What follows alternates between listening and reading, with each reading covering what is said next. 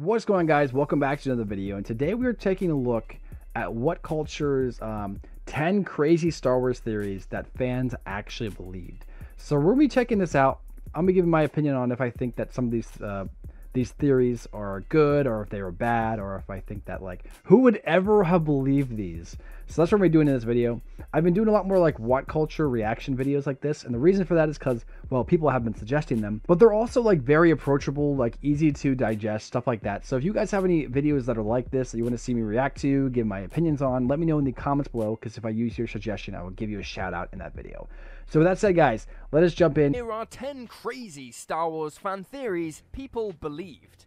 10. Ewoks happily ate defeated Stormtroopers. Remember at the Return of the Jedi when the Ewoks were using Stormtrooper helmets as drums? It was a cute repurposing of their armor, but it appeared far more sinister for some fans. There's a theory out there that the Ewoks happily ate their fallen enemies, and the theory has some teeth. Earlier in the film, those same cute, fuzzy little warriors had Han and Luke on a spit, ready to roast them alive. It's not a complete stretch of the imagination to connect the dots between that scene and the tons of dead stormtroopers conveniently littering the surface of Endor. This theory has been debated for decades, and for most people, it's pretty far out there. That being said, there's a ton of after-the-fact canon references that suggest it's true. In the Shattered Empire comic, there's a comment that suggests Ewoks enjoyed snacking on their defeated foes. If that's not enough to prove the theory as true, there's a book titled How Not to Get Eaten by Ewoks, a new guide to surviving the Star Wars galaxy. The book was published with Disney's full approval, so a once crazy theory may have been confirmed after the fact via some Disney fan service. Oh yeah, this one's definitely. I always assume that too, guys. You gotta remember they're savages. That's what they are. They're savage little bears, right? And they're on this planet that they probably hunt on, yes, but they also collect berries and, you know, get their water obviously from there. But they're not going to turn down free meat. Like, savages don't do that. That's like that. No, like, if you need substance, you're not going to turn down free meat. Like, imagine all that meat. I'm not saying that I'd have any. I'm just saying, if I was an Ewok and I was hungry, and instead of going to chase after some, I don't know, deer, there's a dead guy right there. I'm a bear. I'm going to eat him. Like, why wouldn't you do that? So, yeah, I agree with that theory. That one makes sense, for sure. 9. The Knights of Ren were clones of Rey. The sequel trilogy introduced the Knights of Ren without going into much detail as to who they were or what happened to them. In the first two films, Kylo Ren is described as the last of the Knights of Ren, but the final film shows them all alive and well. While 2020's The Rise of Kylo Ren comic provided an origin for the Knights, fans attempted to compensate for the lack of information surrounding the characters at the beginning of the sequels by creating plenty of theories. By far, one of the craziest theories regarding the Knights of Ren is that they are all clones of various characters, including Kylo Ren. This has been expanded to include the possibility that they are also clones of either Luke Skywalker or even Rey, which is the craziest version of the theory. 8. Anakin mind trick. No. That's a bad theory. That's a really bad one. For me, I had always assumed they were like untrained Jedi. Like, didn't Kylo have some people help him, like other like Jedi who turned bad with him to take down the other Jedi?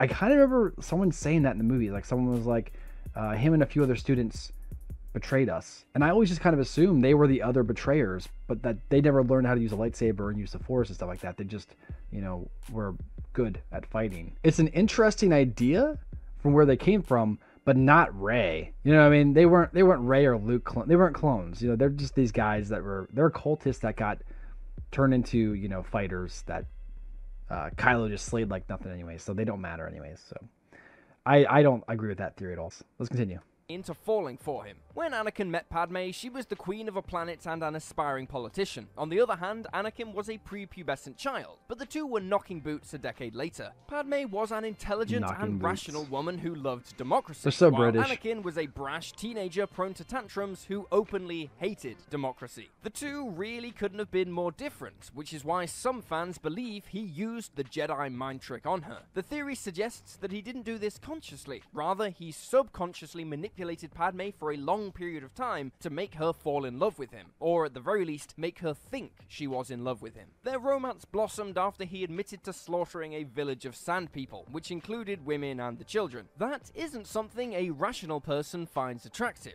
Regardless, she saw something in him, or was tricked into seeing something in the young Jedi that evolved into a full-blown romance that defies explanation, at least according to the theory. Okay, you know what?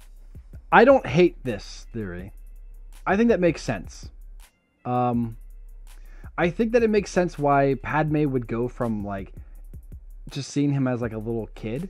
I mean, don't get me wrong, you know, she knew him as a kid, and then 10 years later, she sees him again, and he's, like, attractive, you know what I mean? I get the idea of her being like, oh, he's good looking, but he's a kid still in my mind, you know, even though they're only 5 years apart.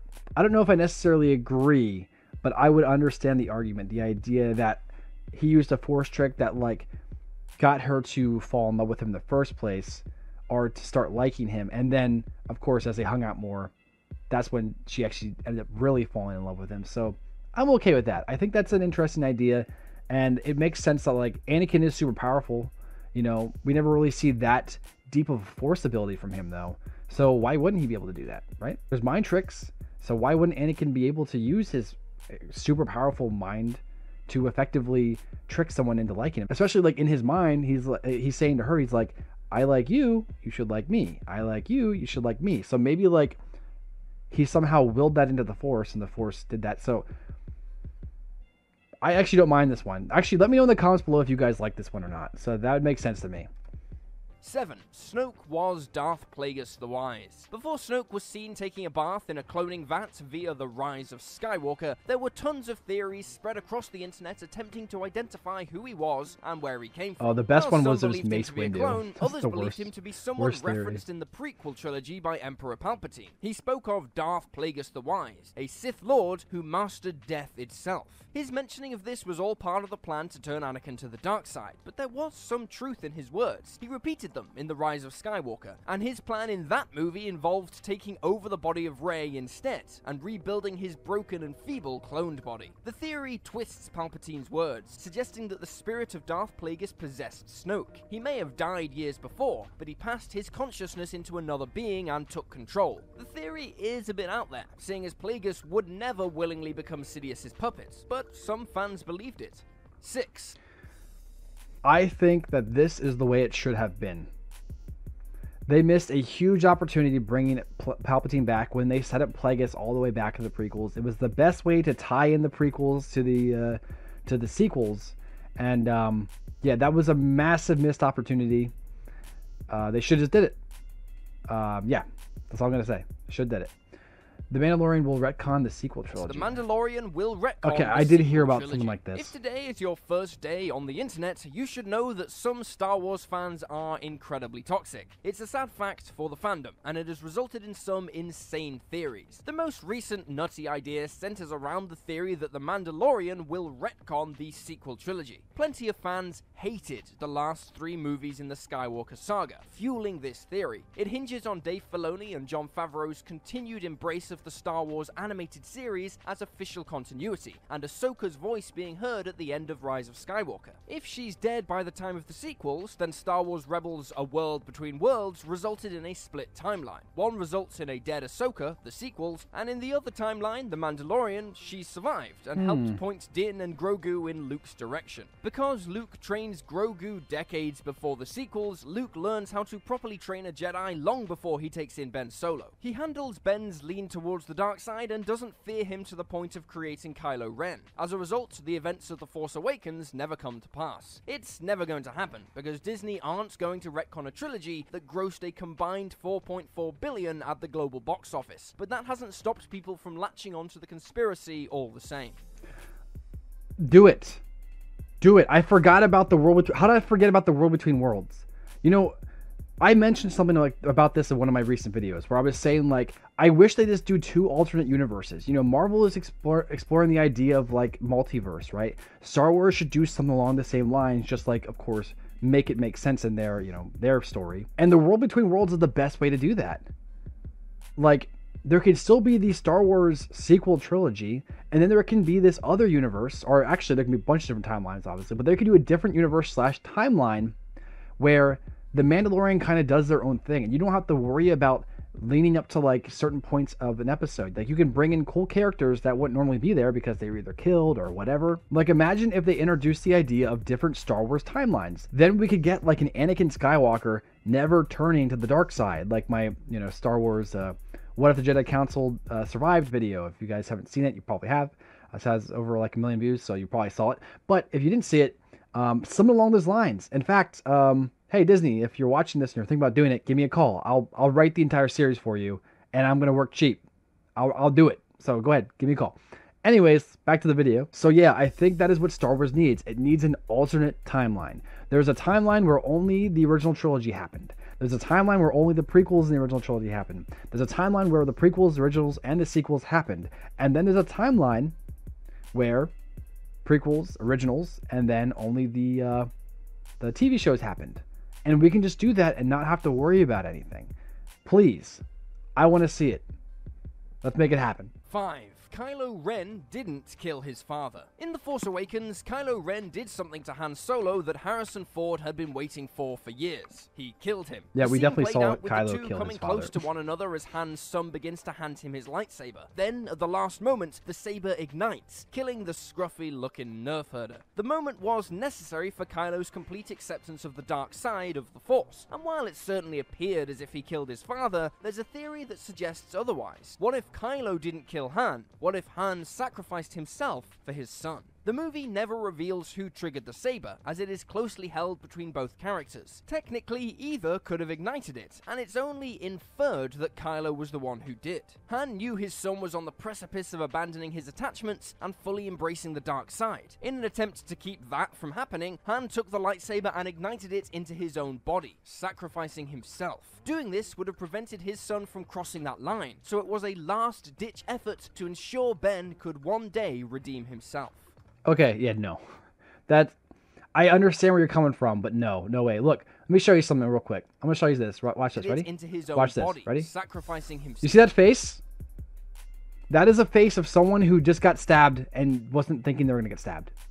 You see this thrust? Watch this real quick. Watch, ready? Keep that from happening, Han took the lightsaber and ignited it into his own body, sacrificing That's someone's thrusting. That was Kylo thrusting. And that was Han going, oh, you stabbed me. So no, that theory is ridiculous. Han did not kill himself. Would he have? Would he have sacrificed himself for his son? Yes, I do believe that Han would have done that, but not in that situation. Nope. I get it. I get where people might want to believe it, but no, it doesn't make sense. I mean, it kind of makes sense, but like for the actual scene, if you watch that scene with that context added, no, it doesn't make sense. So with that said, let's continue. Dagobah is actually Naboo, long after it's been left to rot by the Empire. Oh my gosh. The original Star Wars trilogy introduced the planet Dagobah, a verdant swamp world Yoda took refuge in when he went into exile. The story behind that exile was explained away in a single line of dialogue in Revenge of the Sith, when Yoda said, "Into exile I must go," referring to Dagobah. One of the planets introduced in the prequels was Naboo, which is also a verdant world, though it looks nothing like Dagobah. The two couldn't be any more different, but that didn't keep some fans from whipping up a theory that the two worlds are one and the same. The theory suggests that when Palpatine rose to power, taking over the Republic to transform it into the Empire, he left Naboo to rot. After all, Naboo is a shining beacon of democracy in the Republic Senate, despite being run by a monarchy, but that's not the point. So Palpatine would have been happy to see his home world turn to ruin. Yoda chose this planet for his I'm just gonna stop it Snoke there. is No, that's a bad theory. If you believe that, you're wrong. I was gonna say it right there. All right, Snoke is actually. Oh my gosh, I just mentioned this earlier. People believe this. People actually believe this. May have proven this crazy theory false, but it had plenty of people falling in line, believing it when it was first proposed on Reddit. No one After all, there were tons of blank is Snoke theories making the rounds online. But the belief that he was Mace Windu was the craziest. Moments before Palpatine they're both told the bald, clones that's to why. execute Order 66, he threw the Jedi Master out of his window. And while Windu's death wasn't explicitly shown, there's no chance he survived, right? Well, this This theory points to that death as being unlikely due to a Jedi's penchant for surviving otherwise deadly falls. Before that, he was hit with a ton of Force lightning, which would have severely disfigured him. When he hit the ground, he sustained a head injury as well, ultimately transforming him into a pale and decrepit man bent on revenge. Another key aspect of this theory is Mace's lightsaber, which is purple, a color made by combining red and blue. These colors often represent the dark and light sides of the Force, so, as per the theory, it foreshadowed his eventual turn towards the dark side, as a means of seeking vengeance. 2. Man, people really just be grasping at straws when they're making theories. I get the purple thing. Like, that would be interesting, but yeah, there's no way. No.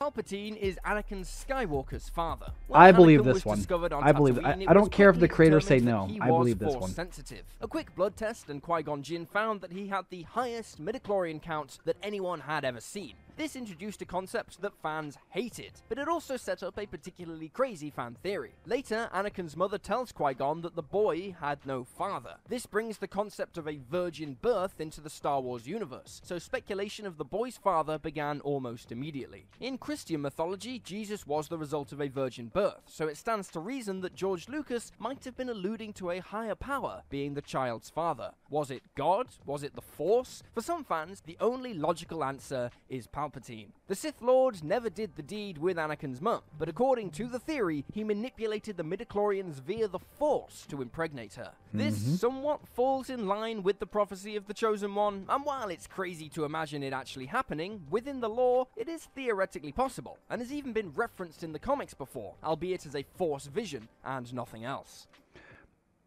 Yeah. He is either Palpatine's son, well, theoretical son, or he's Space Jesus. Or he is Palpatine's son, but the rest of the galaxy views it as Space Jesus. So I agree with that theory. I think that makes sense. Like, if you're going to scientifically explain the reason for why he is here and not, go into the more mystical reasons like just the Force, that's it. That's the reason. 1. Jar Jar Binks is a Sith Lord. One of the craziest Star Wars fan theories out there that people believe is the one claiming Jar Jar Binks is a Sith Lord, which suggests that his ridiculous clumsiness is so wild it must be an act. This is such an old theory. This is like one of the first Star Wars theories. He did so in as innocuous a manner as possible, but as soon as he had some power, he wielded it like a Sith. Jar Jar was the one who brought up the no-confidence vote against Chancellor Valorum, and he was the one who got the votes that made the newly crowned Chancellor Palpatine an emperor with absolute power. In essence, Jar Jar Binks was instrumental in the fall of the Republic. Palpatine proved that a Sith can hide in plain sight, so it stands to reason that someone at the center of so much change could be a Sith as well. That is hilarious. That's hilarious. The fact that that is still a Star Wars theory is great, honestly. That's one of the oldest ones. I remember hearing that like back in like 2010 or 2011. So man, that's great. Yeah, guys, did you guys enjoy this video? Did you agree with all these theories? Do you disagree?